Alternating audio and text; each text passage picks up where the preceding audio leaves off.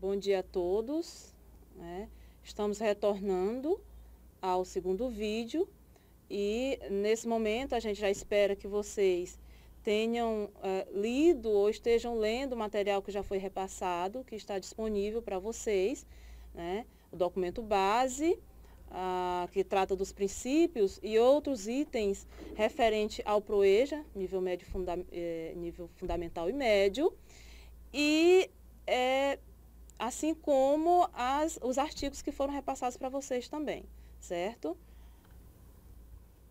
Hoje nós vamos falar um pouco sobre a função do PROEJA, a função da EJA no Brasil, E também vamos falar um pouco da prática do professor do PROEJA, Como é que deve ser essa prática, conhecer um pouco as características destes alunos também.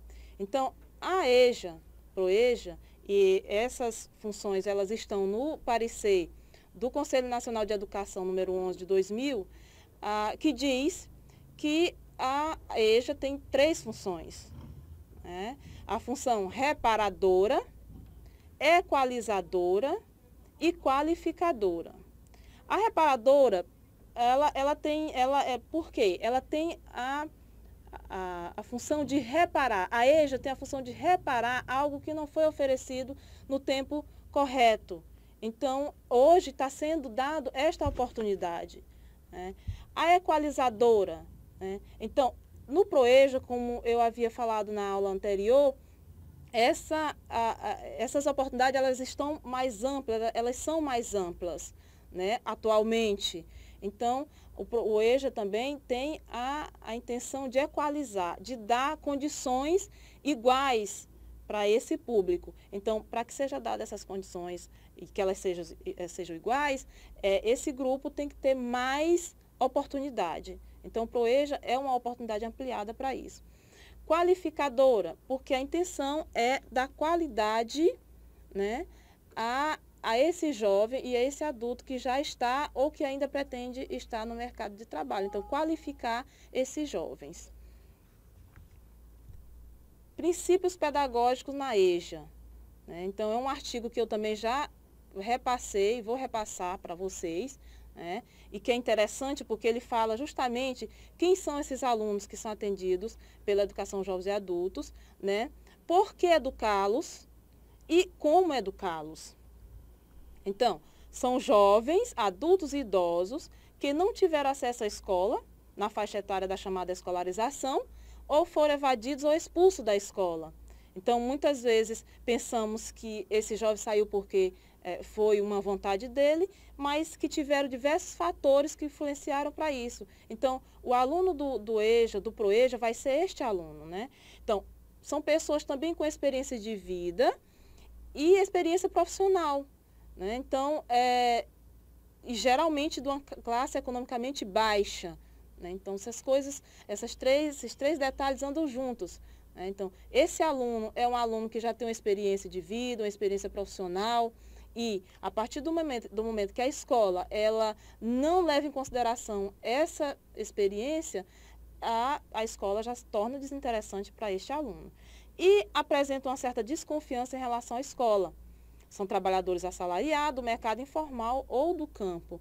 Então, quem trabalhou com o público da EJA, e nós aqui que trabalhamos com a EJA, PROEJA, nós percebemos essa autoestima baixa. Então, eles chegam desconfiados, já achando que ele não vai ser bem recebido, que ele vai ser discriminado. Então, essa recepção ela é importante, mas é importante também esse trabalho para que esse aluno permaneça. Então, caso a escola não recepcione bem, ou a escola não se coloque aberta para receber esses alunos, eles vão evadir. Então, a intenção é que a escola inclua, mas que dê condições que esse aluno permaneça também. Então, por que educá-los? Ao contrário do pensamento de que o adulto é considerado como pronto em seu desenvolvimento biopsicossocial, Freire nos diz que o homem é um ser de busca, é um corpo consciente, sujeito que se comunica e dialoga com o outro, é um ser de relações que problematiza sujeito histórico, social, ético, político e cultural. Então, o homem, por ser esse ser de busca, que está sempre em interação com o meio, com o outro, com o sistema, né? No caso, o nosso sistema capitalista, então ele é possível de aprender assim como um aluno na idade escolar normal. O que a gente tem que levar em consideração é que ele é um aluno que já tem uma vivência e que é um aluno que talvez a sua autoestima esteja abalada. Então, precisa ser trabalhado de uma forma diferenciada por isso. Mas, como Paulo Freire costuma dizer, nós somos seres inacabados. Então, se nós somos seres inacabados, o jovem, o adulto, ele aprende. Então, por isso que nós também estamos aqui. Nós, como educadores, como gestores, como futuros professores, estamos procurando nos informar, melhorar o nosso conhecimento para que a gente possa melhorar a qualidade do nosso trabalho, né? Então, nós somos seres de busca, estamos sempre buscando melhorar esse meio, o nosso trabalho, né? E é com esse pensamento que nós temos que ter quando vamos trabalhar com a educação de jovens e adultos também, né? Então, a educação faz parte do existir humano, em qualquer fase, em qualquer época, faz parte, é intrínseco ao ser humano, né? A educação. Então, como educá-los? Eu acho que um dos pontos principais é esse também, né? Nós temos esse jovem, esse adulto, mas muitas vezes não sabemos como trabalhar com esse grupo. Então, como educá-los? O diálogo, né? Dialogar sobre o campo de atuação profissional, o mundo do trabalho, sobre a vida. Quando você traz a vida desse aluno para a escola, né? Para ser trabalhado em forma de texto, para ser trabalhado, vamos citar um exemplo, se tem um jornal com a notícia do bairro daquela pessoa, da vila que aquela pessoa mora, ali pode ser trabalhado de diversas formas, pode ser, ali vai chamar a atenção porque é algo da vivência dele, né? Seja tratando do meio ambiente, do saneamento, então ali pode ser trabalhado várias questões, geografia, localização, né? Pode ser trabalhado a questão ortográfica, o gênero textual. Então, mudar a metodologia, a forma de trabalhar com esses alunos é importante. E aí não é só com a educação de jovens e adultos também, né? No processo de ensino é interessante que esse processo seja dinâmico e seja real. Compreender a realidade deste público para descobrir seus modos de aprender e favorecer essas lógicas de aprendizagem no ambiente escolar. Então, reforçando, né? Preciso compreender quem são esses alunos, né? Para que a gente possa saber educá-los também. Atuar positivamente sobre o estigma do preconceito no retorno à escola. Então, nós se formos fazer uma pesquisa, a gente percebe que daqueles que ingressam, poucos ficam. Então, se ingressa 40 alunos, no final do curso você vai ver tem 10 se formando, 12. Então, você fica se perguntando o que causa essa evasão. Então, a gente tem que considerar que muitos desses alunos, eles tiveram seus estudos interrompidos e nem por isso eles podem ser taxados de desinteressados, né? Porque muitas vezes é feita essa associação e isso faz com que o aluno ele fique desmotivado, né? A idade também, ou seja, eu já estou com 40, 50 anos, né? Então eu não aprendo mais. Isso tem que ser trabalhado. Dificuldade de adaptação na escola e a baixa autoestima, né? São fatores que devem ser trabalhados para que sejam superados. Os conteúdos escolares trabalhados a partir da realidade social dos jovens e adultos, um exemplo que eu citei, criar situações variadas de aprendizagem. Por isso é importante também que a própria escola se planeje, que haja esse planejamento direcionado à educação dos jovens e adultos, né? Então, para que a escola ela possa ter resultado no oferecimento dessa modalidade, ela tem que se planejar, né? E pensando sempre nesse público também. Desenvolver técnica diversificada, trazendo para a sala de aula o cotidiano, o belo, os problemas, as contradições sociais, né? Ou seja, tudo isso nos ajuda enquanto gestor ou professor a melhorar esse nível de aprendizado. Eu trouxe também, e vou repassar, um texto para vocês. Eu estou repassando em mídia, mas que é um texto que tem nesse livro aqui, né? É um livro, Ensino Médio Integrado, Concepção e Contradições, que é importante que todos vocês tenham, ou tire cópia, ou comprem, porque este livro, ele vai ajudar até vocês quando estiverem fazendo a pesquisa, né? Ou no PROEJA, ou na EJA, especialmente no PROEJA, né? Porque ele trata justamente do ensino médio integrado, não trata especificamente da educação jovens e adultos, mas ajuda muito quando forem fazer os projetos dos cursos. E tem um texto que eu retirei que fala justamente dessa interação trabalho e educação. Porque também a gente não pode ser utópico em achar que por trás de tudo isso, do oferecimento do PROEJA, da educação, de cursos de qualificação para esses jovens, não tenha também interesses capitalistas, né? Existe também uma pressão internacional, né, para que seja erradicado o analfabetismo, tá? Para que seja erradicada a questão do analfabetismo funcional, porque aquelas pessoas que têm até 4 anos, né, de estudo, eles são considerados analfabeto funcional, porque muitas vezes ele sabe ler e sabe escrever, mas ele não sabe interpretar, por exemplo. Ele não sabe escrever um texto, né? Ele não sabe pegar um texto e falar sobre aquele texto, o que diz aquele texto. Então, infelizmente, nós temos um dos piores índices quando se trata de educação. E daí surge essa pressão social. Então, o fato de oferecer o PROEJA, a educação jovens e adultos, é resultado também dessa pressão social. E esse texto que eu estou trabalhando, que a gente vai trabalhar, ele trata do trabalho na sua dimensão ontológica e ontocriativa, porque é inclusive um dos princípios, né, da educação profissional. O ser humano, ele é criativo, ele modifica o seu meio, ele cria, ele inova. Então, é intrínseco ao ser humano o trabalho, tá? O nosso questionamento esse trabalho, quando ele passa a ser um trabalho, um emprego, ou seja, você vende a sua força de trabalho e recebe um salário miserável por aquilo ali, aí ele começa a ser questionado, né? Porque muitas vezes o trabalho é reduzido ao emprego. E é isso que a gente não quer. É isso, a intenção aqui é de formar trabalhadores, mas não escravos, né?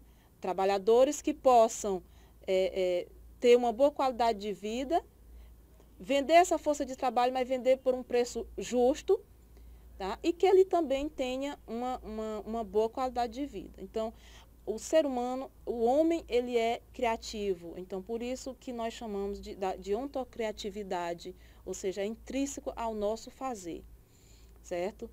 O trabalho reduzido à mercadoria, força de trabalho na sociedade capitalista, é o que eu acabei de falar. Muitas vezes,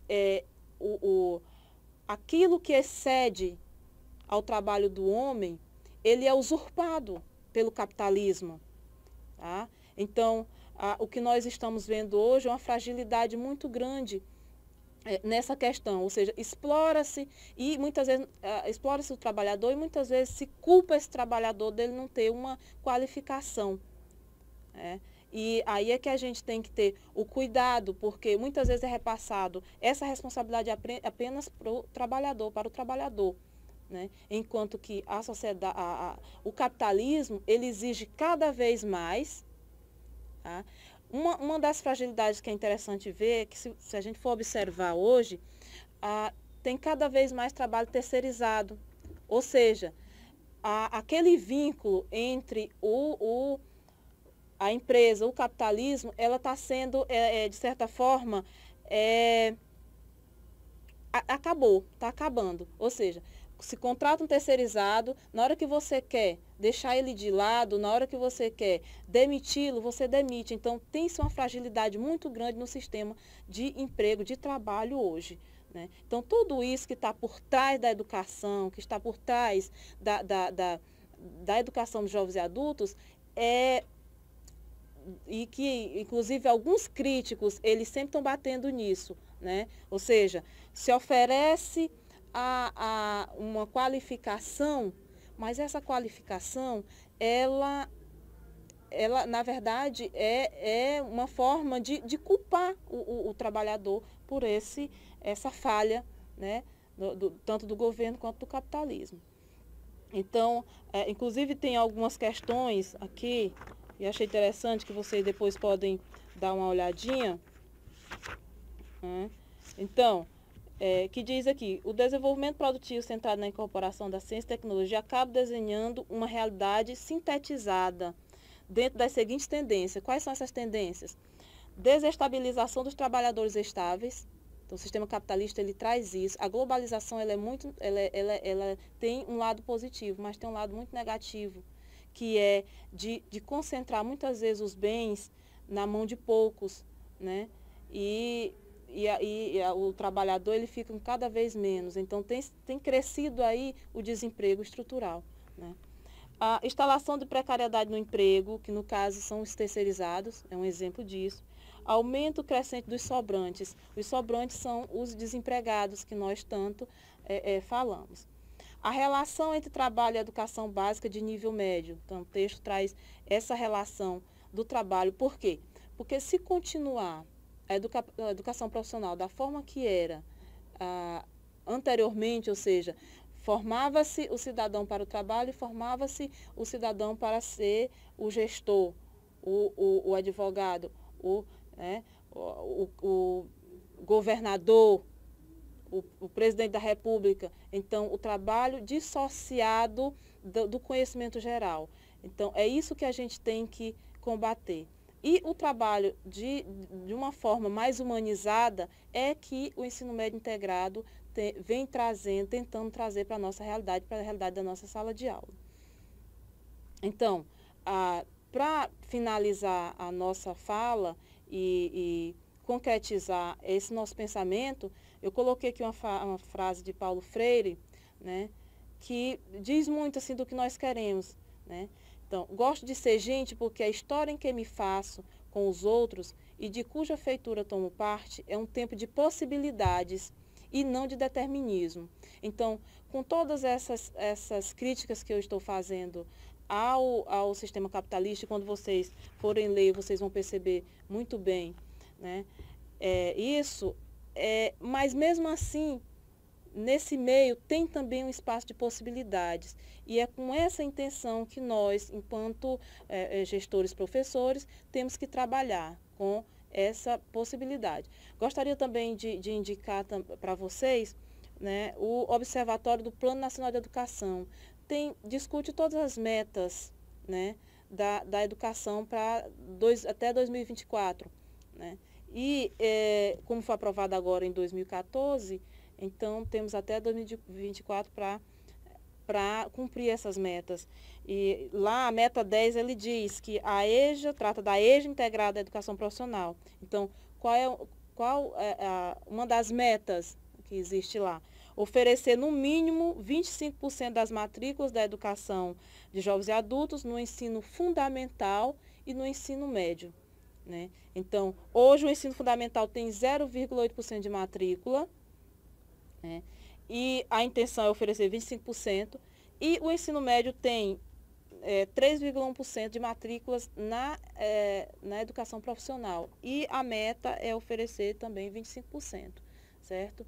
Então, existe aí uma possibilidade de mais projetos, de mais programas, e por isso o governo também tem a intenção de qualificar vocês, para que a gente alcance esta meta. Né? Obrigada e bom dia a todos.